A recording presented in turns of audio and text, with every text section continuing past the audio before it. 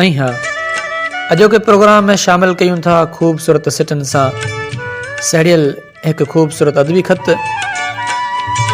ख़त लिखी यादि कयो असांखे सिजावल जे नौजवान लेखक ख़ैर मोहम्मद खोसो ऐं अब्दुर्रहमान जमाली। बकौल शाह लतीफ़ जे हथे हथ कड़ोल हींअरे पियम हुन जा सांगी सारियम सुमरा जे ढाटी पासे ढोल बाबाड़नि जा बोल कयम न कोट वहण जा। ज़िंदगी हिकु अहिड़ी शइ आहे को जन्नत थो सॾे त को दोज़ख थो सॾे ऐं आऊं तोखे पंहिंजी ज़िंदगी चवंदो हुअसि काश तुंहिंजे वञण सां गॾु ज़िंदगी बि मोकिलाए हा, पर ईअं न थियो ऐं मां ज़िंदगी खे धिका ॾेई कढी सघियसि थे, पर ज़िम्मेवारियुनि ऐं उमेदनि मूंखे ज़िंदगी सां गॾु हलण जी सलाह ॾिनी हुई।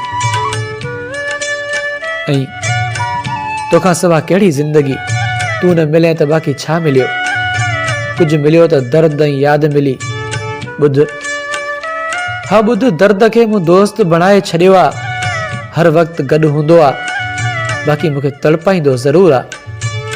छो तड़पाए थो उहो मां पुछी नथो सघां ऐं मूं पाण खे पंहिंजे पाण ते महदूद करे छॾियो आहे। अॼु बि मूंखे यादि ही सभु कुझु लिखाए पई, न त मूंखे निंड अज़ीज़ हुई।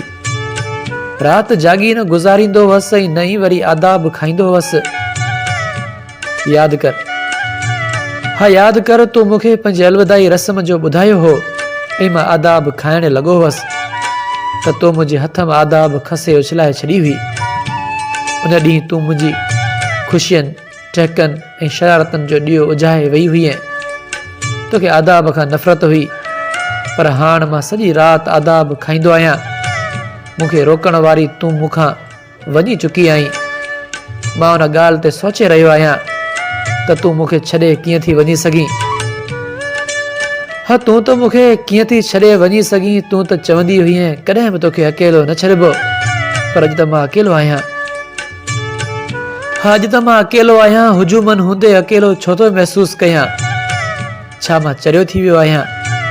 शायदि तुंहिंजो प्यार वारे लहजे मां चयल लफ़्ज़ सच थी वियो आहे जेको तूं मूंखे चवंदी हुई। हाणे मूंखे पक थी वई आहे त मां चरियो आहियां, पर ॿुध चरिया त सुकून में हूंदा आहिनि, मूंखे सुकून छो नथो अचे? ऐं चरियनि खे को यादि नाहे हूंदो, पोइ मूंखे तूं यादि छो आहीं?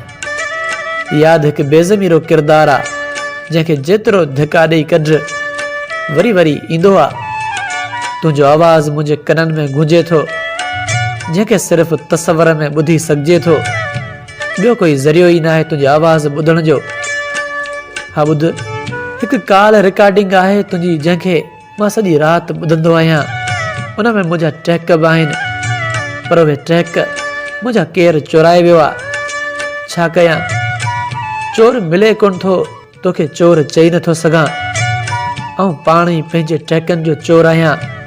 बकौल शाह लतीफ़ जे अलाह ॾाही मथियां ॾायूं ॾुख ॾिसनि, मूं से मुंहुं पिरी भोराई में भाल कया।